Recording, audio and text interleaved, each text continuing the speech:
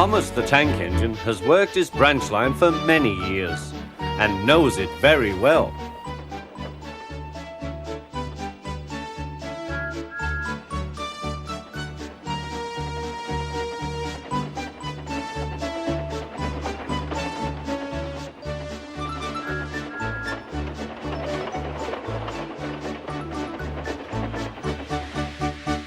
You know just where to stop, Thomas, laughed his driver. You could almost manage it without me. Thomas had become conceited. He didn't realize his driver was joking. Later, he boasted to the others. Driver says I don't need him now. Don't be so daft, snorted Percy. I'd never go without my driver, said Toby earnestly. I'd be frightened. Huh, boasted Thomas. I'm not scared. You'd never dare. I would then. You'll see. The next morning, the firelighter came.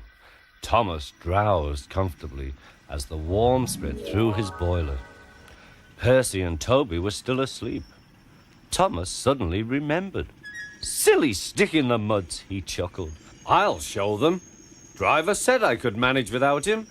I'll just go out. Then I'll stop and wheesh. That'll make them jump. Thomas thought he was being clever. Really, he was only moving because a careless cleaner had meddled with his controls. He soon found his mistake. He tried to whee, but he couldn't. He tried to stop, but he couldn't. He just kept rolling along. He didn't dare look at what was coming next. There was the station master's house. The station master was about to have breakfast. Horrors! Cried Thomas, and shut his eyes. The house rocked. Broken glass tinkled.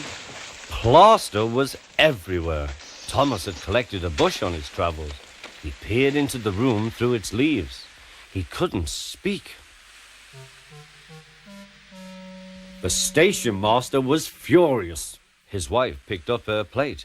You miserable engine, she scolded. Just look what you've done to our breakfast. Now I shall have to cook some more. She banged the door. More plaster fell. This time it fell on Thomas. Thomas felt depressed. Workmen propped up the house with strong poles and laid rails through the garden.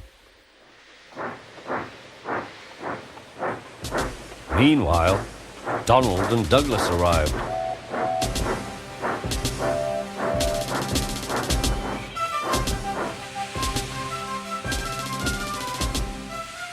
Don't fash yourself, Thomas. We'll soon have you back on the rails, they laughed.